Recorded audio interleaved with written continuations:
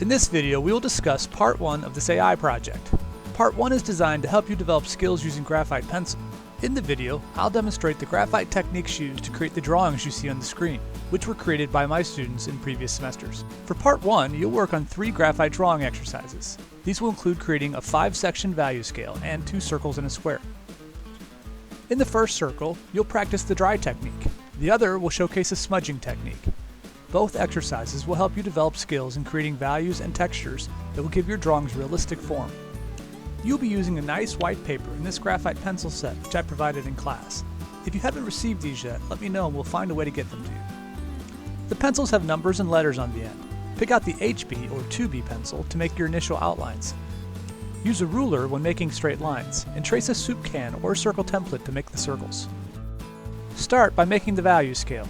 The top square will be white, so just leave it the white of the paper. The first square you'll solve is the darkest square at the very bottom. Then we'll work on the middle square.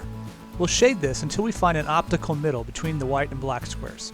Solving the middle gray early will help our value scales step from light to dark in an even progression. Then we'll shade the remaining squares until they look to be about halfway between the middle gray and end squares. Following this sequence should produce squares with 5 distinct values. Okay, let's use the dry technique. I'll show it to you here on this middle square. Start by loosely holding your pencil at the back end. This grip makes it easier to make light lines. We want our lines to be so light they almost melt into the paper. Rather than using pressure to make darker values, we'll go ahead and use repetition. As you can see, the more times we pass over an area, the darker it gets.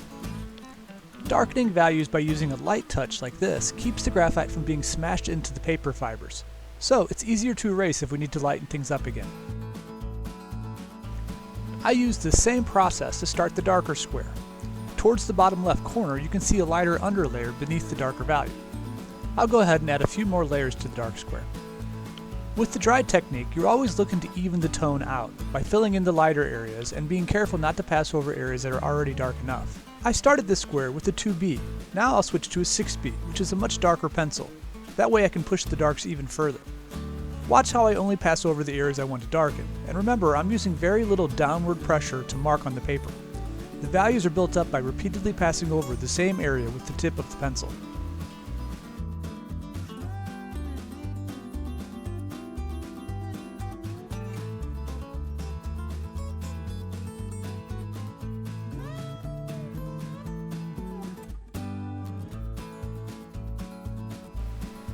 Here's a subtle detail we should talk about. In this area, there is a dark spot in the middle. I need to be careful not to darken it anymore. I'll focus my pencil on the lighter areas around the spot until everything in the area has an even value. The dark spot kind of looks like a smiley mouth. Do you see it?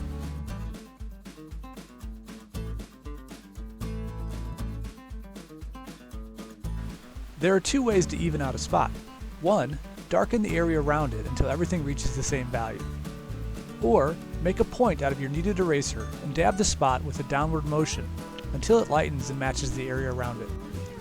However, be careful not to scrub side to side with your eraser, as you're likely to just smear the graphite instead of erasing it.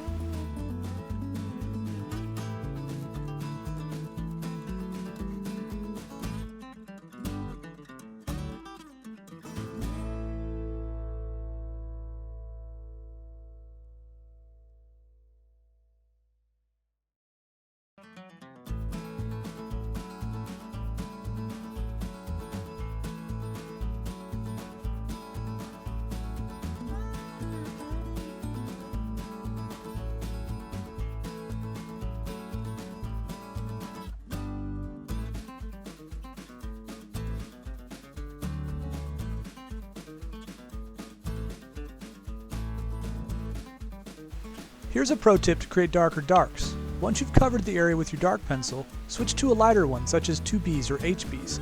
These hold a better tip and can fill those little white pores more easily, creating a denser value.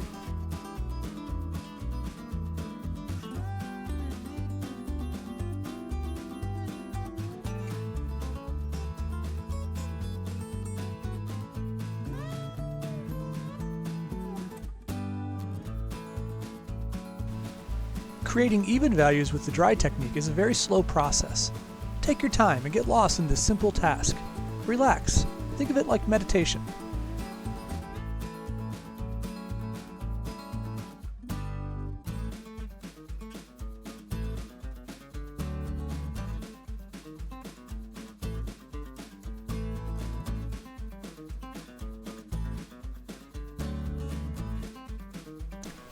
Once you've established the dark and middle gray, you can tackle those tricky in-between values. Make them halfway between the values on either side of them. Remember, we want things to step evenly from one value to the next.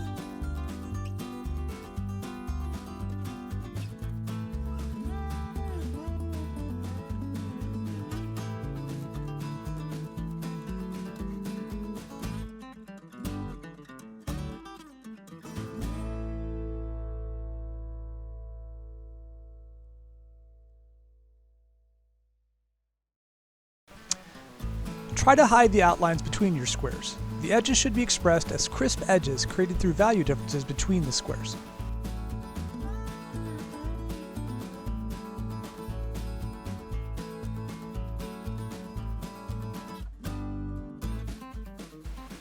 Here's a tip on making marks that blend more easily. Avoid bold or dark ends on your marks. Try to make both ends light and wispy. That way the marks melt more easily into their neighboring values.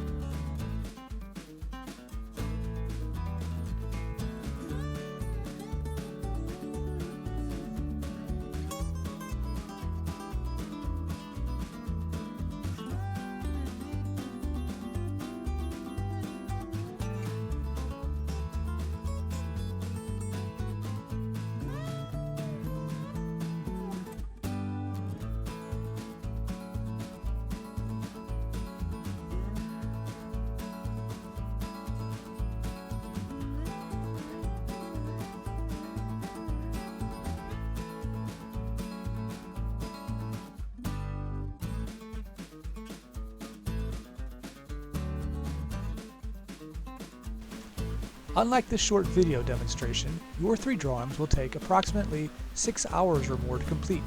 Continue working on yours until they're all finished.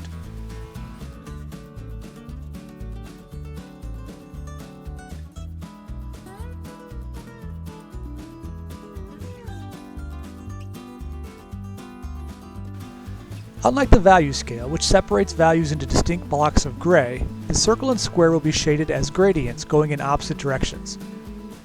One gradient will be inside the circle, with lighter values at the top and darker values at the bottom. The second gradient will be the background around the circle. However, the darks will be at the top and the lights will be at the bottom this time, so that the circle and the background give each other contrast.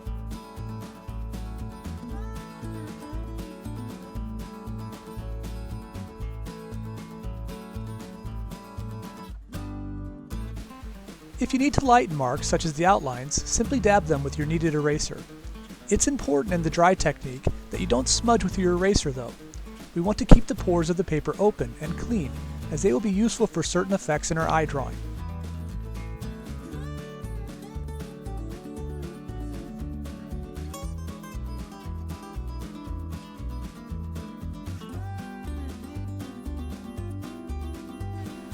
Hey, did I mention how slow this process is? Try to enjoy it.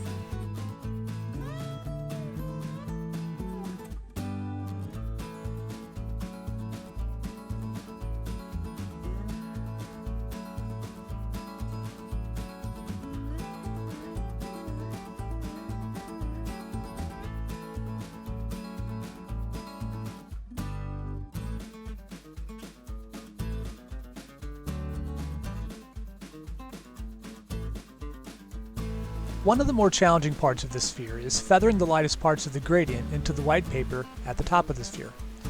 Use your HB pencil for this, as it's your lightest pencil, and use a very loose grip to hold your pencil way back at the end. This way you can use just the weight of the pencil itself to make the values. Your goal is to make them so thin that the lines melt right into the white areas.